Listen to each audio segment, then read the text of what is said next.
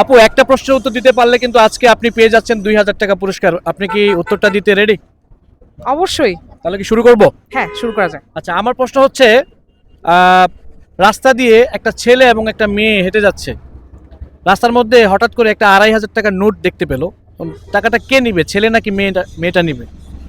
অবশ্যই মেয়েটা নিবে। কেন মেয়েটা নিবে? একসাথেই তো দেখছে দুইজন। কারণ মেয়েদের মানে আমি যেটা ফিল করি আর কি, হ্যাঁ।